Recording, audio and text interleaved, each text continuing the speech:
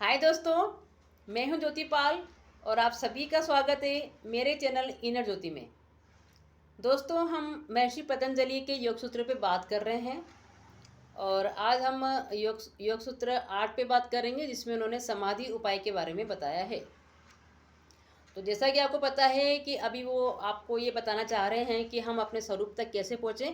Mainly जो महर्षि पतंजलि का यही कहना है कि अगर हम अपने स्वरूप को प्राप्त कर लेते हैं तो मतलब आप अपने स्वरूप में अगर स्थित हो गए तो आपका सारा काम हो गया है। उसी भी बात कर रहे हैं।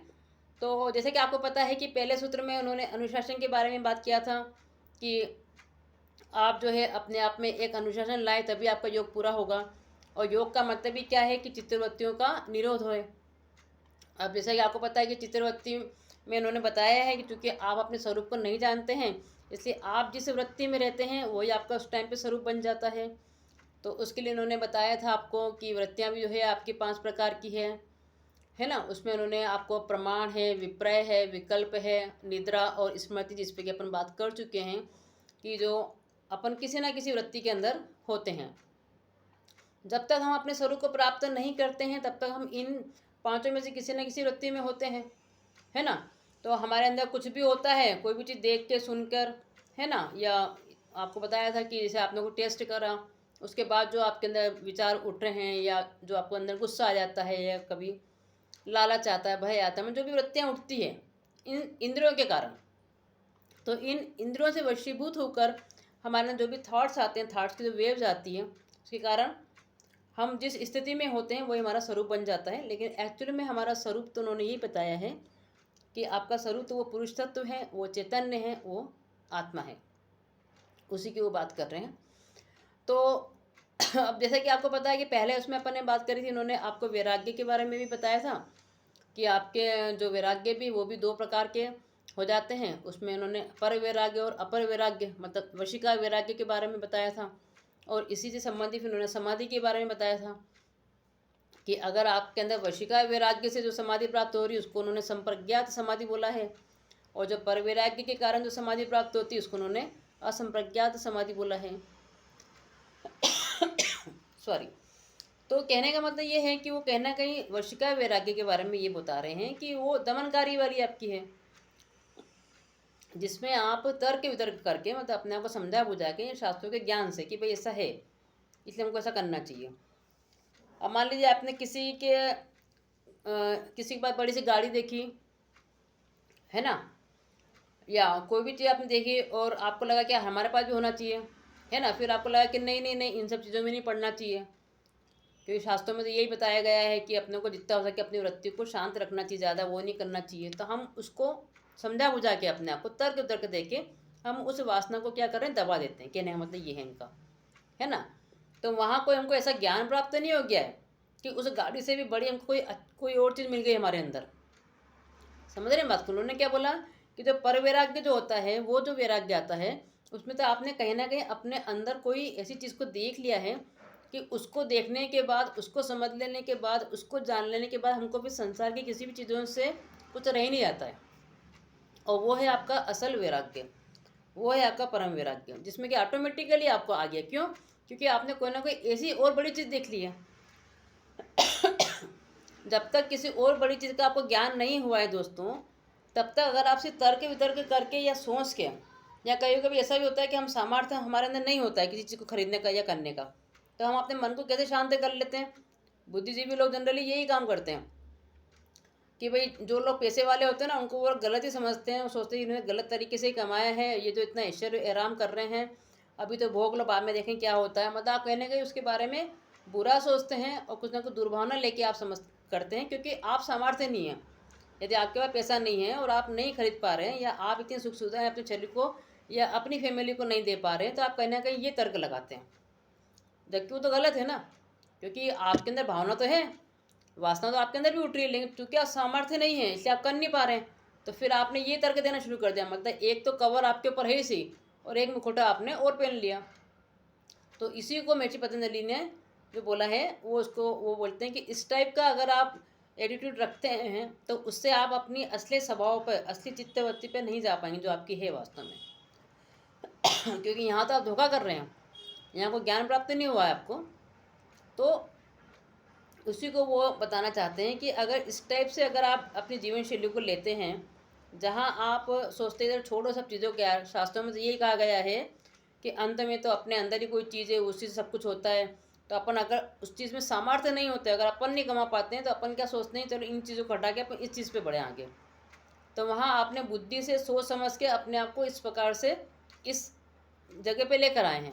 मतलब वो आपके अंदर की अनुभूति नहीं है कि भाई आपने इतना पैसा कमा लिया है, इतना आपने भोग लिया है कि उसके बाद जो वैराग्य प्राप्त हो रहा है, वो वाली बात नहीं है ना। तो कभी कभी आपको ये भी चेक करना होगा कि आप मतलब आपके अंदर अगर कोई चीज़ वैराग्य आ रही है तो इसके कारण तो नहीं आ रही कि आप सामर्थ्य नहीं है उसको करने के लिए, इसलिए आपने इसको ये नाम दे दिया है। ये भी आप चेक करना है ना। या फिर हमारी प्रवृत्ति ऐसी है कि हमको उससे कोई फर्क नहीं पड़ रहा है और हमको कहना है कि उस चीज़ पे लगा हो गया कि नहीं हम अपने अंदर को जाने।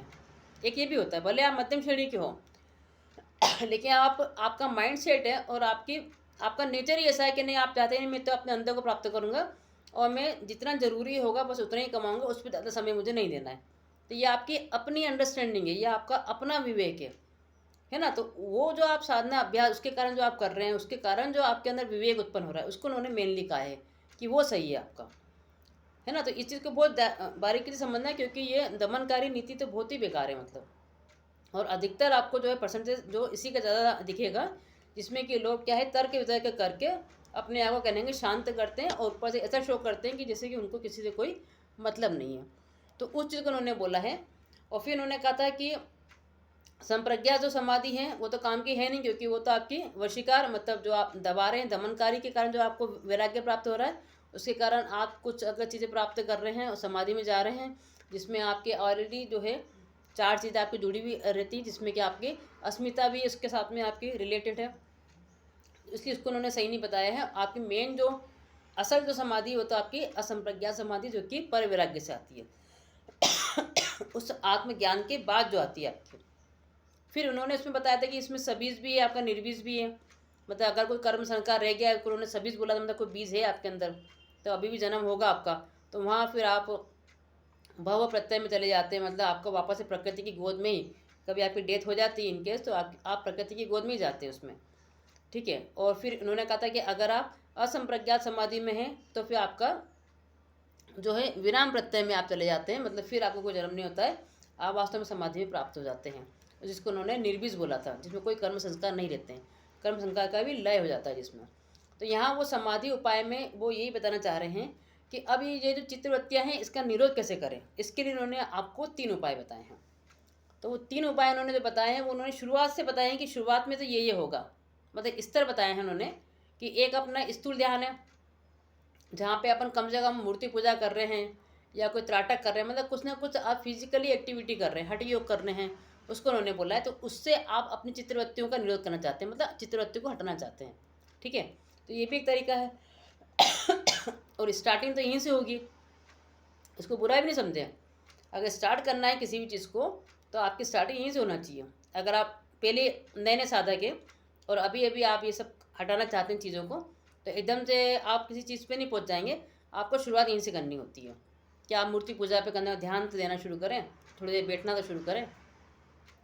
दूसरा उन्होंने बोला है कि ईश्वर को सब कुछ मान लेना, मतलब ईश्वर को एक साधन के रूप में उन्होंने लिया है, क्योंकि मेन तो हमारा लक्ष्य क्या है, अपने स्वरूप को प्राप्त करना है। तो हम ये मान के चले अपनी वृत्ति को शांत करने के लिए वो ये बता रहे हैं कि शुरुआत में आप ऐसा भी अभ्यास कर सकते हैं कि वही सर्वोपरि है ना, वो भगवान ही है, वो ईश्वर ही है, उसी को इतनी श्रद्धा आपके अंदर हो, मतलब इतनी श्रद्धा आप अपने अंदर पैदा कर लें कि उस ईश्वर को सब कुछ माने और उसी के सब काम करें, और उस राह पे चलते हुए आप चित्तवृत्तियों का निरोध कर रहे हैं अगर, तो ये रास्ता हालांकि थोड़ा लंबा भी है।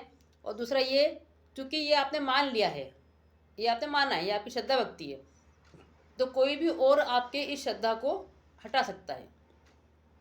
आपकी ये जो श्रद्धा है, मतलब श्रद्धा ये नहीं है, आपने सिर्फ विश्वास कर लिया है कि अपना को विश्वास भगवान को मान के चलना है, क्योंकि शास्त्रों में कहा गया है कि कोई एक शक्ति होती है, तो आपने से एक शक्ति को मान के आप इस चित्तवृत्ति का निरोध करना चाह रहे हैं। तो ये इतना परमानेंटली नहीं है, क्योंकि इसमें कोई भी कुछ भी डाउट्स क्रिएट करके आपके दिमाग को जो है बदल सकता है, ये उनका कहने का मतलब है। बाकी है ये भी स्तर, हालांकि अगले नेक्स्ट सूत्रों में इन्होंने बारीकी से इन सब चीज़ों के बारे में बताया जिस पर हम चर्चा करेंगे। अभी हम बस एक पिक्चर बता रहे हैं कि इन्होंने ऐसी पिक्चर बताई है, ऐसी 3 चीज़ें बताई इन्होंने कि एक स्थूल ध्यान आपका हो रहा है, एक आप ईश्वर को साधन मान रहे हैं, और तीसरा जो कि सर्वश्रेष्ठ माना है इन्होंने, अच्छा माना है, जो कि उच्च श्रेष्ठ साधक लोग जो करते हैं, जो कि करना चाहिए, वो है आपका अभ्यास, और अभ्यास के बाद जो आपको वैराग्य प्राप्त होता है। तो अभ्यास को इन्होंने श्रेष्ठ माना है, क्योंकि उससे क्या होता है कि आपकी दृढ़ भूमि बनती है, आपके कर्म आपके जो चित्त की जो है भूमि वो दृढ़ होती है, उसमें एक आपका विवेक जागता है। तो अभ्यास कर करके जो आप अनुभव करते हैं अपने अंदर, जो आपके अंदर जो शक्ति आती है, जो आपके अंदर अपना खुद का विवेक आता है, तो इसमें कोई आपको आपका माइंड वॉश नहीं कर सकता है, ठीक है। या आपको तर्क वितर्क से आपको हटा नहीं सकता आपके रास्तों से, क्योंकि वहाँ पे वो आपकी सोच होती है और आपका एक अनुभव उसमें जुड़ा हुआ होता है। इसलिए उन्होंने अभ्यास को मेन माना है, और अभ्यास के बाद जो वैराग्य आएगा आपका, उसको उन्होंने मेन माना है। तो वो इन्होंने बात बोली है कि इस प्रकार से उन्होंने बोला है कि चित्तवृत्ति को हटाए कैसे, मतलब यहाँ से उनका निरोध, मतलब उपाय, कि अगर हम चित्तवृत्ति को नहीं हटाएंगे तो क्या होगा, हमारा वही स्वरूप बन जाएगा, हम उसी स्वरूप में जिएंगे और फिर अंत हो जाएगा हमारा, फिर हम प्रकृति की गोद में जाएंगे, मतलब भाव प्रत्यय हुआ आपका, वापस से प्रकृति की गोद में गए, वापस से जन्म होना आपका, ठीक है। और विराम प्रत्यय में फिर आपका जन्म नहीं होता है, ठीक है। तो वो ये बताना चाह रहे हैं कि अब इन्होंने 3 प्रकार की इन्होंने ये चीज़ बताई है आपको। आप शुरुआत के लिए कर सकते हैं, स्थूल ध्यान भी करें आप शुरुआती तौर पे, लेकिन आपको ये मानना है कि यहाँ पे रुकना नहीं है हमको। या अगर आपको श्रद्धा भाव आप रखते हैं, है ना, आप मंत्र जाप भी करते हैं, या आप भगवान को मानते हैं, ठीक है, तो उसे मानने तक कि उसको सीमित ना रखें, उसको जानने का भी प्रयास करें, उसको जानने का भी प्रयास करें। और ये जो अभ्यास होता है, ये जो ध्यान साधना होती है, इसको फिर जानना बोला जाता है, कि वास्तव में अपने आप को आप जान रहे हैं धीरे धीरे। तो उस पर उन्होंने ज़्यादा जोर दिया है, और दोस्तों हमको भी उसी को अपनाना है, हमको ध्यान साधना। इसलिए मैंने आपको शुरू से ही मैंने आपको बोल दिया कि शुरुआत में आप जो पूजा पाठ भी करो, आप प्रार्थना भी करो, आप मंत्र जाप भी करो, आप माला लेके थोड़ा पाठ भी करो, थोड़ा नाम भी लो, है ना। उससे हम थोड़ी देर बैठना शुरू करते हैं, हमारी राह एक हम पकड़ते हैं कि हमको ये करना है, हमारा एक माइंड सेट करते हैं हम, ठीक है। और फिर हम धीरे धीरे प्राणायाम करके अपने शरीर को इस लायक बनाते हैं कि हम थोड़ी देर बैठ सकें, और फिर हम ध्यान साधना में बैठते हैं, क्योंकि 40-45 मिनट तो आपको एटलीस्ट बैठना जरूरी होता है, तभी आप डीप में उतरना शुरू होते हैं। तो 1.5 घंटे का समय तो आपको निकालना पड़ेगा। शुरुआत में 40-45 मिनट भी निकालते हैं, ताकि अपन कम से कम बैठना सीखें, अपने अंदर उतरना सीखें। लेकिन जहाँ तक अनुभव जो हमारा कहता है, वो यही कहता है कि 40-45 मिनट के बाद ही आप अपने अंदर उतरना शुरू होते हैं, और कुछ अनुभव आपके अंदर गेन होता है ना। आपकी भूमि दृढ़ होती, कहने का उनका मेनली ये था। और जितनी आपके अंदर दृढ़ता आएगी, उतना ही फिर आप इस राह पर, इस योग साधना पे आप आगे बढ़ते जाएंगे। तो वही उन्होंने बताया है इस सूत्र में, और आगे के सूत्र में वो और इस चीज़ को डिटेल में बताएंगे कि इनको किस प्रकार से करना है, ठीक है दोस्तों। तो आज अपन ने इस चीज़ पर चर्चा कर ली है। तो योग सूत्र 8 में हमने समाधि उपाय के बारे में देखा है, और हमको भी इसमें प्रयासरत रहना चाहिए, शुरुआत कर देना चाहिए इसके लिए, ठीक है। तो इसी प्रकार से दोस्तों चैनल पर बने रहिए, देखते रहिए, और चैनल को लाइक करें, शेयर करें और सब्सक्राइब करें। Thank you so much.